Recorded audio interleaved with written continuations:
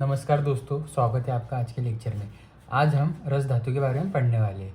पिछला वीडियो बहुत ही पहले शूट हुआ था, लेकिन आज बहुत महीनों के बाद में मैं इस वीडियो को शूट करने वाला हूँ। और आपको अगर वीडियो अच्छा लगा तो इसे चैनल को ज़रूर सब्सक्राइब करना। तो धातुएँ क्या होती है? जो धातु होती है वो हमारे शरीर का धारण और पोषण दोनों करती है, लेकिन जो उपधातु होती है वो केवल धारण करती है, पोषण नहीं करती है। तो रस धातु पढ़ने से पहले हम धातु क्या रहती है उसको पहले समझिए। अब धातु धातु धातु की निरुक्ति धा धातु में तुन प्रत्यय होकर धातु शब्द की निरुक्ति होती है।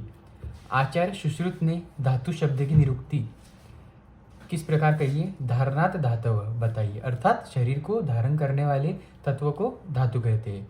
यानी जो शरीर को धारण करते हैं उन तत्वों को हम धातु कहेंगे। आयुर्वेद के आधुनिक ग्रंथों में धातु के अन्य अर्थ भी वर्णित है, निम्न है। जो शरीर मन एवं प्राणों को धारण करे उसे धातु कहते हैं।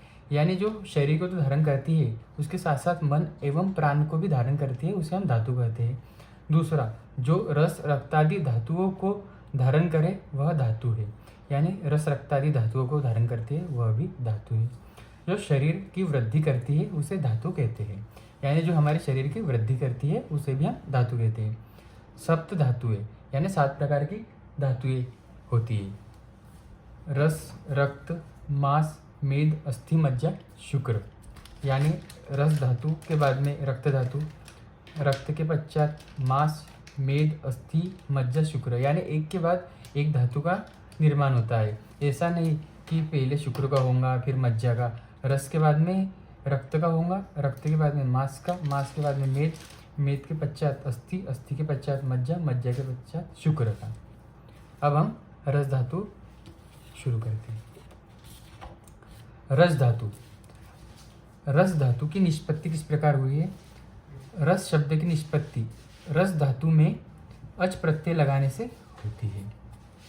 निरुक्ति आचार्य सुश्रुत ने रस शब्द की निरुक्ति रसगतो धातु अहर रह गर्च तित्यो तो रस की है। अर्थात जो निरंतर गतिशील रहता हो उसे रस कहते हैं। जो मतलब निरंतर गतिशील रहता है उसे हम रस कहेंगे।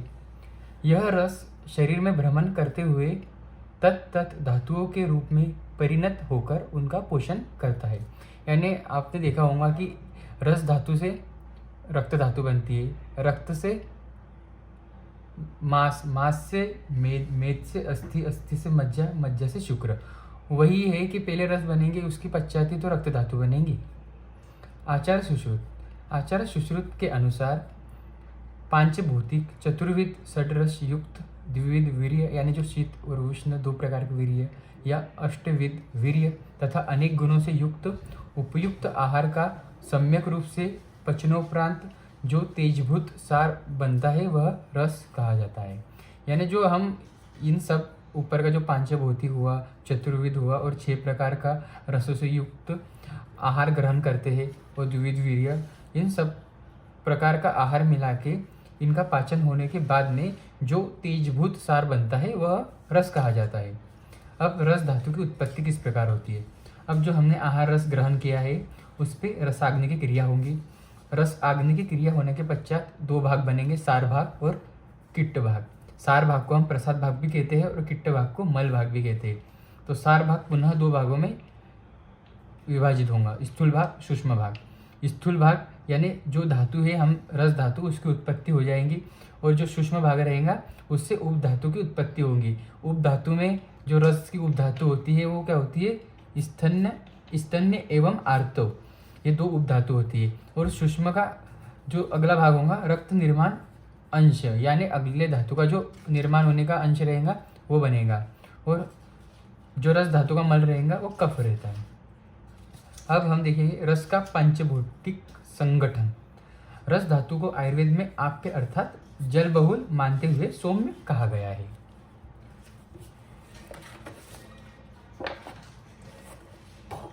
इसके बाद हम देखेंगे रस का स्थान, यानी रस धातु का स्थान क्या होता है उसके बारे में देखेंगे। रस का स्थान हृदय माना गया, यानी हृदय में होता है। वह रस हृदय से 24 धमनियों यानी 10 ऊपर की ओर और 10 नीचे की ओर और 4 निर्यक में प्रविष्ट होकर संपूर्ण शरीर में जाता है। यह क्रिया निरंतर प्रतिदिन चलती रहती है, यानी जो रस रहता है वो हमारा हृदय में रहता है और इसकी जो प्रवाह की यानी ये जो संपूर्ण शरीर में जाएगा उसकी जो क्रिया होती है वो निरंतर प्रतिदिन चलती रहती है। प्रमाण, अब हमने प्रमाण पढ़ा है, जो रस का प्रमाण है वो 9 अंजलि माना है। रस धातु के कर्म, अब रस धातु के कर्म देखेंगे हम। तो जो मुख्य कर्म यानी जो मेन प्रधान कार्य होगा इसका पीनन यानी नरिशमेंट। रस धातु शरीर में 4 प्रमुख कर्मों का संपादन करती है। यानी सबसे पहले हम देखेंगे इसका श्लोक, तर्पयति वर्धयति धारयति जीवयति इति पाठांतरम यापयति चादृष्ट हेतुकेन कर्मणा। सबसे पहले तर्पयति, रस धातु जीवन की प्रत्येक अवस्था, जैसे हमारे 3 अवस्था होती है, बाल अवस्था, युवा अवस्था एवं वृद्ध अवस्था में शरीर का तर्पण करती है। ये हो गया इसका पहला कर्म तर्पयति। यानी जो 3 अवस्था होती है, बाल अवस्था हुई, युवा अवस्था हुई, वृद्ध अवस्था हुई, इनमें शरीर का तर्पण करती है। दूसरी देखेंगे हम वर्धयति, वर्धयति बालम। इस अर्थ से स्पष्ट है कि रस धातु बाल्य अवस्था में शरीर का वर्धन करती है। यानी जब बाल्य अवस्था रहती है शरीर की, जब रस धातु वर्धन का कार्य करती है। धारयति, अब धारयति, युवा अवस्था में शरीर का समुचित विकास हो चुका होता है, इसलिए इस काल में देह के उपादानों दोष धातु एवं मलों को स्थिरता प्रदान करने का कार्य रस धातु द्वारा होता है। यानी हम देखते हैं जब हमारी युवा अवस्था होती है तो उस समय शरीर का विकास हो चुका होता है और जो हमारे दोष धातु मल है उनको स्थिरता प्रदान करने की बहुत ज़्यादा आवश्यकता होती है, तो इस कार्य को रस धातु संपन्न करती है। तो इसी को हम रस धातु का धारण कर्म मानते हैं। यापयति, अब चौथा देखेंगे यापयति, वृद्धावस्था में शरीर क्षीण हो जाता है। यानी जब बुढ़ापा आता है, वृद्धावस्था आती है तो शरीर क्षीण होता है हमारा, अर्थात इस अवस्था में शरीर की धातु उपधातु दोष एवं मलों में क्षीणता आ जाती है। भाई स्वाभाविक सी बात है, जब हमारा शरीर क्षीण होगा वृद्धावस्था में तो उसकी धातु दोष और उपधातु मल ये भी तो क्षीण हो जाएंगे। तो इस अवस्था में रस धातु इन सबको क्षीण होते हुए भी नष्ट होने से बचाती है। यानी ये सब क्षीण हो जाते हैं हमारे धातु उपधातु एवं मल, उसके बाद भी जो रस धातु है यह सब क्षीण होने के बाद भी हमारे शरीर को बचाती है। यही रस धातु का यापन कर्म है।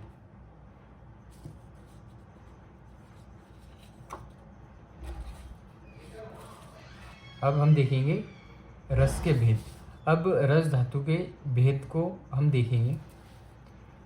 द्विधो रसः स्थायी पोषक चेती, अर्थात शरीर में रस धातु 2 रूपों में दृष्टिगोचर होती है। सबसे पहला है स्थायी रस, दूसरा पोषक रस। स्थायी रस क्या होता है अब हम उसको देखेंगे। स्थायी रस धातु रूप में होता है, जो स्थायी रस होता है धातु रूप में होता है, और जो पोषक रस है वह भी कुछ समय में स्थायी रस धातु बन जाता है। यह एक स्थान पर स्थिर होने के कारण स्थायी रस कहलाता है। यानी जो स्थायी रस है वो एक स्थान पर रहता है, उसी कारण उसे स्थायी रस कहा जाता है। अब स्थायी रस का जो एग्जाम्पल हम देखेंगे आधुनिक क्रिया शरीर दृष्टि से, tissue fluid, cerebro spinal fluid और साइनोवियल फ्लूइड, इसको हम स्थायी रस कहते हैं। अब पोषक रस, इसे अस्थायी रस भी कहते हैं। यानी जो पोषक रस है उसे हम अस्थायी रस कहते हैं। यह धमनियों या रसायनियों में बहने वाला तरल द्रव्य है। जो पोषक रस है वह धमनियों और रसायनियों में बहने वाला तरल द्रव्य है, जो शरीर के प्रत्येक धातु कोशा में पहुंचकर उनके पोषक अंश को प्रदान करता है। इनमें पोषक गुण की अधिकता के कारण ही इसे पोषक रस कहा जाता है।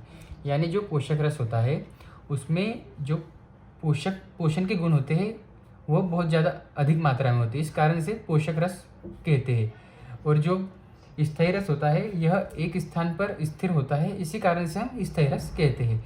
और पोषक रस हम देखेंगे तो प्लाज्मा और लिम्फ ये 2 इसमें आते हैं। अब इसके बाद रस क्षय और वृद्धि के लक्षण देखेंगे। सबसे पहले है, अगर रस धातु का क्षय हो जाए तो इसके क्या लक्षण दिखेंगे। आचार्य चरक के अनुसार देखेंगे हम, रस धातु का क्षय होने पर अल्प चेष्टा करने से भी हृदय को कोई हिला रहा हो ऐसा अनुभव होता है। यानी जब रस धातु का क्षय हो जाएगा तो हम बहुत अल्प चेष्टा करेंगे, उसके बाद भी हमें हृदय को कोई हिला रहा हो ऐसा अनुभव होगा।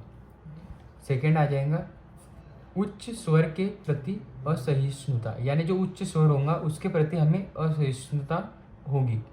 तीसरा, हृदय में धक धक का होना, जो हृदय में होगा वो धक धक का होना ऐसा हमें अनुभव होगा। चौथा होगा हृदय में खिंचावट के समान वेदना तथा थकावट का अनुभव होता है। हृदय में खिंचावट के समान वेदना होगी और थकान सी महसूस होती है, यानी हृदय में खिंचावट के समान वेदना और थकावट का अनुभव होगा। यह हमारे रस धातु के क्षय होने के लक्षण होते हैं, जो कि आचार्य चरक ने बताए हैं। इसके पश्चात हम वृद्धि के लक्षण पढ़ेंगे। रस वृद्धि के लक्षण। अब आचार्य सुश्रुत ने रस की अतिवृद्धि होने पर हृदयोत्क्लेद यानी हल्लास, वमन, वोमिटिंग, जी मिचलाना, प्रसेक, लाला स्त्राव आदि लक्षणों का उल्लेख किया है। और जो अष्टांग हृदयकार ने रस की वृद्धि के लक्षणों को श्लेष्मा कफ वृद्धि के समान ही बताया, यानी जिस प्रकार रस की वृद्धि के लक्षण है वह कफ वृद्धि के समान ही बताया है। जैसे प्रसेक, आलस्य यानी आलस्य का होना, भारीपन, शरीर में भारीपन आ जाएगा, श्वास, कास और अधिक निद्रा, नींद अधिक आएगी। रस तथा कफ का आश्रय आश्रयी भाव।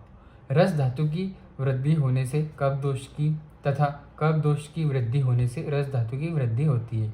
यानी जब रस धातु की वृद्धि होगी तो कफ की भी वृद्धि होगी, और कफ की वृद्धि होगी तो रस धातु की भी वृद्धि होगी। तो हमने आज रस धातु के बारे में पढ़ा और अगले लेक्चर में हम रक्त के बारे में पढ़ेंगे।